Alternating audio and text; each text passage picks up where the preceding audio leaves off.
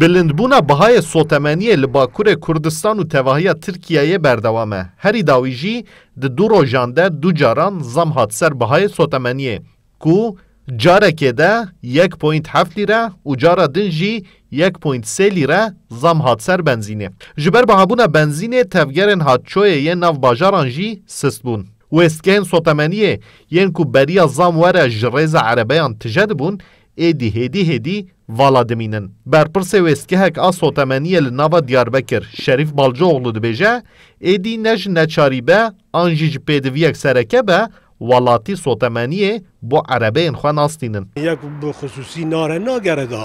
المملکت مدا آنجا تعزی کیه به دعوت کیه به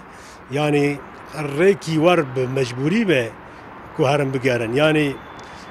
میرک 100 کیلومتر هره ان از هره وره 205 میلیون اوکی اما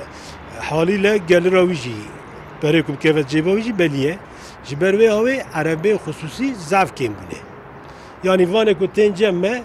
وان تجاری نه کینه ام بیژن کامیونن نقلیه جینه وان عربی شهری چینه وان ناف شهرداد شغلن وان تجاری نجوان باش خوام ایش ناکن اوجی فقیره اوجی زرارت کن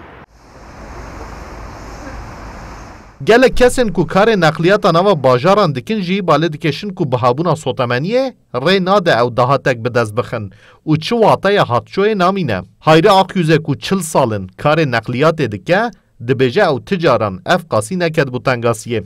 Şu an 800 lira alır benim depom. Anladım 5000 liralık mazotu anca alıyorum. از آلانیای هاتما و لیچونا منا سوتمنی 17,000 لیره ام به وی رنگی نکارن دپوی خود تجا بکن ام وگو هاستنه دکن به تواهی 3,000 لیره دمینه ام وی پره بو خودی کامیونی بدن بو مصرفا بدن یا جی پی پیوستی خود ببینن اوی بسی چه بکه بسی چه نکه جی کسی را تشتکی نامینه یعنی جی مجبوری ام وی کارا دکن لگوری دانهان ده سال 2021 ده 48 جاران و 5 مهن اول ای سال ده جی 18 جاران زام هاتیه سر بهای سوتمنیه. دی سال لگوری 6 مهن بوری 15 لیره زام هاتیه سر سوتمنیه و بنزینا کود گلانا سال 2021 ده 7.8 لیره بو نها بویه 24.3 لیره و ده ساله که ده جساده 205 زام هاتیه سر نرخ بنزینه جی.